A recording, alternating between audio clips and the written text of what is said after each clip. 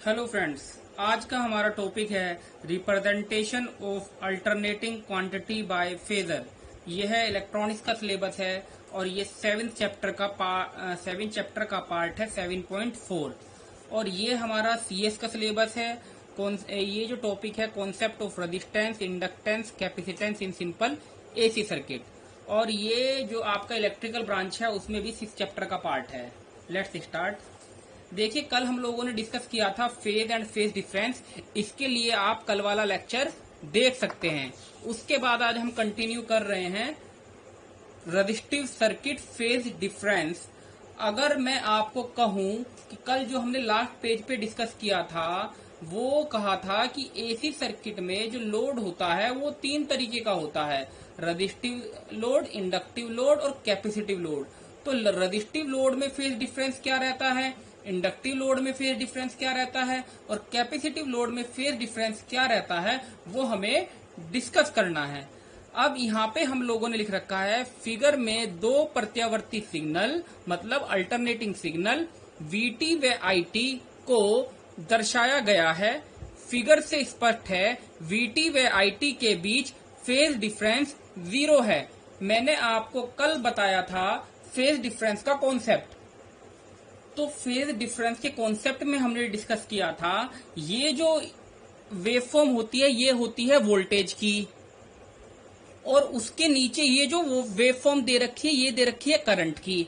अब ये देखो कि ये दोनों की दोनों सेम ओरिजिन से स्टार्ट हो रही है, 0 ओरिजिन से। ये जो ओरिजिन है कौन सा है, 0 पॉइंट है।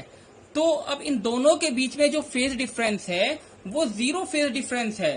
तो इस वजह से जो हम फेजर डायग्राम बनाएंगे वोल्टेज और करंट का, वो दोनों किसमें बनाया हमने, सेम फेज में बनाया। मतलब यहाँ पर जो फाई की वैल्यू है वो क्या है, 0 है।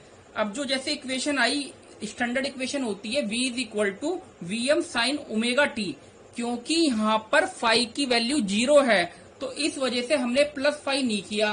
क्यों, क्योंकि यहाँ पर फाई की जो वैल्यू है वो क्या है, 0 है। वोल्टेज और करंट किसमें है, सेम फेज में है।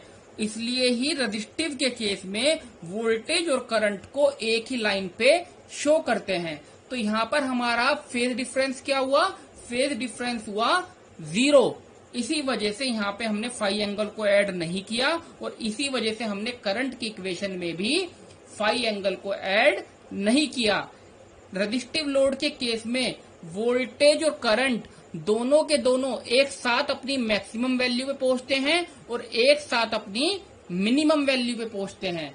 तो ये हमने डिस्कस किया रेजिस्टिव सर्किट फेज डिफरेंस। अब हम डिस्कस करते हैं नेक्स्ट पेज पे इंडक्टिव सर्किट फेज डिफरेंस। अब यहाँ पर हम लोग देखते हैं इंडक्टिव सर्किट फेज डिफरेंस। हमने यहाँ पर लिख रखा है फिगर में 2 alternating signal VT and IT same phase में नहीं है। मतलब देखो, VT और IT सेम फेज में नहीं है। VT कहाँ से स्टार्ट हो रहा है, 0 ओरिजिन से स्टार्ट हो रहा है, और जो IT सिग्नल है वो उसके नीचे से स्टार्ट हो रहा है, ये वाला जो पॉइंट दे रखा है।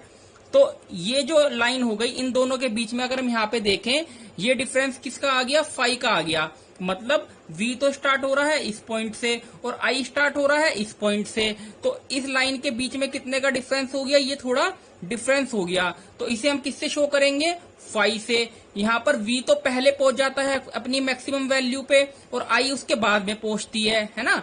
ऐसे ही करंट के केस में V तो पहले पहुंच जाती है और I उसके बाद में अपनी मैक्सिमम वैल्यू पे पहुंचती है।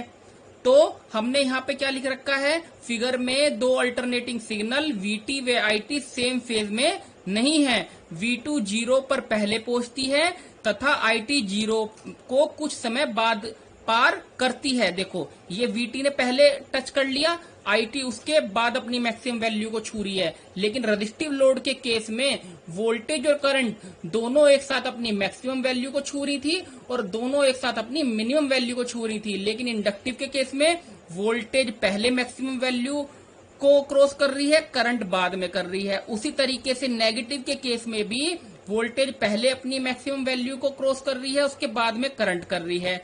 तो हम यहाँ पर क्या कह सकते हैं, हम कह सकते हैं IT VT से लैग कर रही है।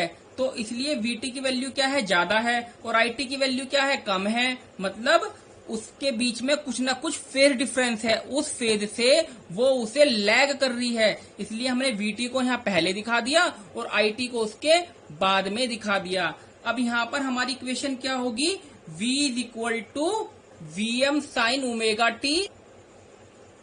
V की वैल्यू तो क्या होगी, Vm साइन ओमेगा टी। क्यों, क्योंकि उसकी तो हमें एक स्टैंडर्ड इक्वेशन पता ही है। लेकिन करंट की वैल्यू क्या कर रही है, लैग कर रही है फाई एंगल से, मतलब उससे बाद में चल रही है फाई एंगल से। तो इसलिए हमने करंट की इक्वेशन में क्या कर दिया, I is equal to I M sine omega t minus phi. ये फाई यहाँ पे क्या है, फेज डिफरेंस है। माइनस का साइन क्या शो कर रहा है कि वोल्टेज करंट से पीछे है। अगर यहाँ पे प्लस हो जाए इन केस, तो हम क्या कह देंगे, करंट वोल्टेज से आगे है। तो ये क्या हुआ, इंडक्टिव सर्किट का फेज डिफरेंस हुआ। और हम पहले ही डिस्कस कर चुके हैं, फेज डिफरेंस को हम फाई से डिनोट करते हैं। और यहाँ पर क्योंकि करंट की वैल्यू वोल्टेज से कम है, इस वजह से हमने यहाँ पर क्या लिख दिया, फाई लिख दिया, क्योंकि ये इससे लैग कर रही है। अब नेक्स्ट पेज पे हम डिस्कस करते हैं कैपेसिटिव सर्किट फेज डिफरेंस। अब ये देखिए, ये हमने किसका दिखाया, कैपेसिटिव सर्किट फेजर डायग्राम।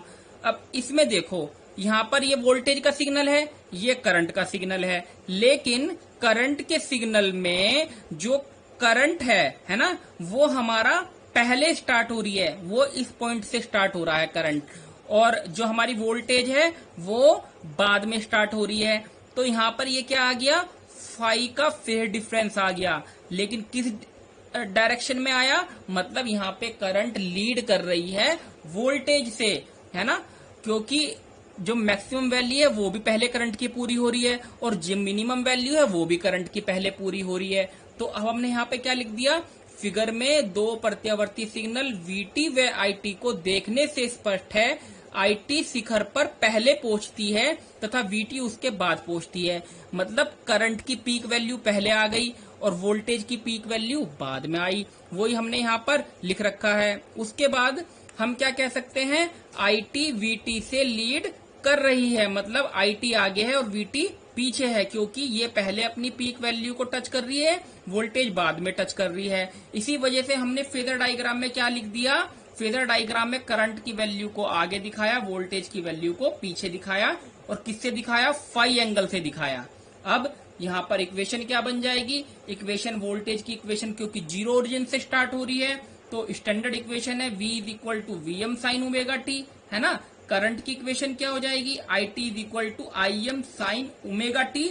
लेकिन यहाँ पे क्या हो जाएगा, प्लस फाई हो जाएगा। क्यों, क्योंकि ये फाई एंगल से लीड कर रही है, क्योंकि इसकी वैल्यू कितनी है, ज्यादा है। ये यहाँ से स्टार्ट हो रही है और ये यहाँ से स्टार्ट हो रही है ना। इसकी पहले ही वैल्यू मैक्सिमम हो रही है, वोल्टेज की वैल्यू बाद में मैक्सिमम हो रही है।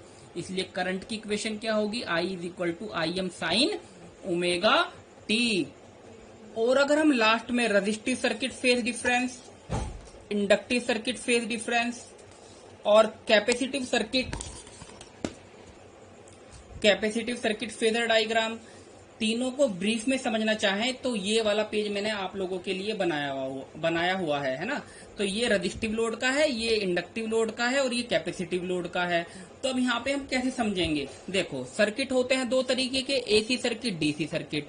According to Ohm's law V is equal to होता है IZ AC सर्किट में, DC सर्किट में होता है V is equal to IR। ये आपको हमेशा याद रखना है, DC सर्किट में हमेशा क्या रहेगा, रेजिस्टेंस रहेगा, लेकिन AC सर्किट में यहाँ पे R की वैल्यू Z से चेंज हो जाती है। अब ये जो Z है, Z R से भी चेंज हो सकता है, L से भी चेंज हो सकता है और C से भी चेंज हो सकता है, और इनके कॉम्बिनेशन से भी चेंज हो सकता है।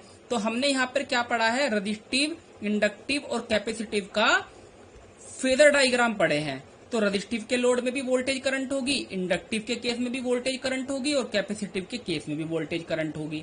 अब जब वोल्टेज करंट होगी तो हमने इस लाइन पे टाइम दिखा दी, इस लाइन पे वोल्टेज करंट दिखा दी। ये हम वेव फॉर्म पहले ही बना चुके हैं। ये रेजिस्टिव के केस में दोनों जीरो ओरिजिन से हैं, इंडक्टिव के केस में हमने क्या किया, करंट नीचे से स्टार्ट हो रही है, फाई एंगल मतलब लैग कर रहा है।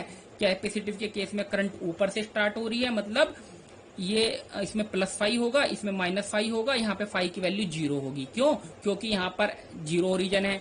यहाँ पे क्या कर दिया हमने, -5 कर दिया करंट की इक्वेशन में, और यहाँ हमने +5 कर दिया। ये 0 से स्टार्ट हो रही है तो वोल्टेज करंट सेम फेज में है। ये नीचे से स्टार्ट हो रही है तो करंट की वैल्यू को वोल्टेज ऊपर दिखा दी, करंट नीचे दिखा दी। और ये हमारा कैपेसिटिव का केस है, कैपेसिटिव लोड, करंट की वैल्यू मतलब ऊपर से स्टार्ट हो रही है और वोल्टेज की वैल्यू 0 ओरिजिन से। तो यहाँ देखिए हमने फेजर डायग्राम में ये क्या दिखा दिया, यहाँ पे करंट दिखा दिया, यहाँ पे वोल्टेज दिखा दिया। तो इस वाले पेज से भी आप ब्रीफली इसको एग्जाम के पॉइंट ऑफ व्यू से तैयार कर सकते हो। तो यहाँ आज हमने पढ़ा है फेजर डायग्राम रजिस्टिव लोड का, इंडक्टिव का, कैपेसिटिव का।